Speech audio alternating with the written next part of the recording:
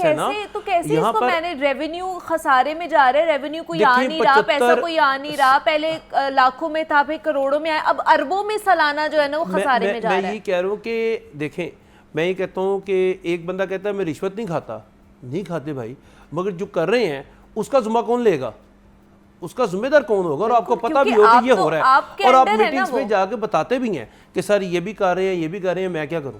اچھا آپ یہ دونوں چیزیں بتا رہے ہیں تو پھر آپ انہیں ڈسمس کریں.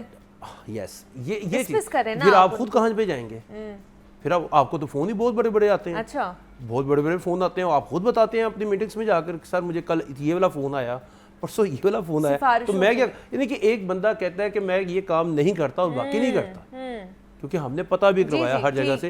مگر ایک چیز جو ہے, آپ ایک پارکنگ سٹینڈ کے اس وقت ذمہ دار ہیں کہ اپنی اگر جو ڈیٹا کہہ رہے ہیں کہ جی شہر لاہور میں 200 سے زائد جو غیر قانونی پارکنگ سٹینڈز ہیں, لیکن مجھے لگتا ہے کہ یہ 500 تک پہنچ گئے, 500 سے زائد ہے. غیر قانونی تو ہزاروں کی مد میں ہے. اچھا اب میں آپ کو چھوٹی سی میتھ بتاتا ہوں. انہوں نے کہا جی ہمارے پاس 216 پارکنگ سائٹس ہیں.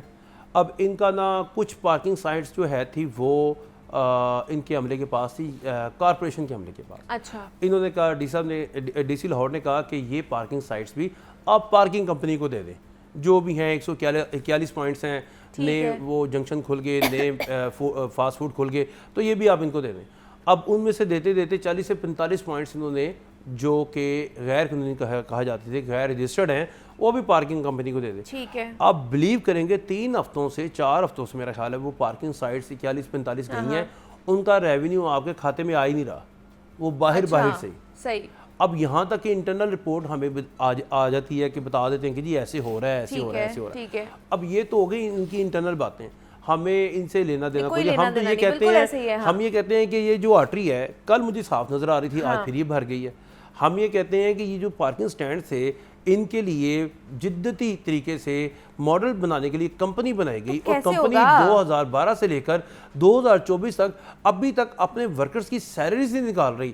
تو اس سے اچھا نہیں تھا کہ کمپنی بند کر دیں, کمپنی پھر اس سے اچھا نہیں. کہیں دفعہ ہوا آپ کو بتایا 2018 سے لے کر 2023 تک ہم نے کیا رپورٹنگ کی کہ کمپنی خسارے میں ہے. ابھی دیکھیں یہاں وہ خسارہ بڑھتے بڑھتے پونے ارب تک پہنچ گیا. ابھی بھی وہ کہتے ہیں ہمارے ورکرز کی سیلری جو ہے اس کی ہم پیسے نہیں دے سکتے.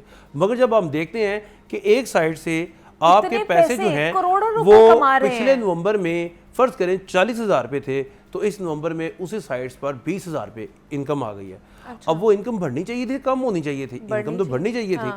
یہی صورتحال. اب اس کو پکڑ کوئی نہیں سکتا, کیوں بولا, اس پہ کوئی سائن شائن ہی نہیں ہوتے. کرنا تو ورکر نے ہے نا, اس کو کس طرح سے پکڑیں گے. یہ ایک بہت بڑی میتھ ہے جس کے لیے اسپیشل برانچ کی رپورٹس ہیں, آپ کی تمام آفس, مگر اس کو اس طرح سے گھما دیا جاتا ہے. اتنا اگر پیچیدہ ہو گیا تو کیا پھر اس کو حل نہیں کیا جا سکتا؟ سب کو پتا ہے, مگر پھر بات وہیں پہ آ جاتی ہے کہ اشارہ میں دیکھیں, اشارہ تو یہی ہے نا کہ بیچ میں بے ضابطگیاں ہیں, بیچ میں جو ہے کرپشن ہے, بیچ میں جو ہے تمام تر چیزیں آ جاتی ہیں, سفارشیں آ جاتی ہیں.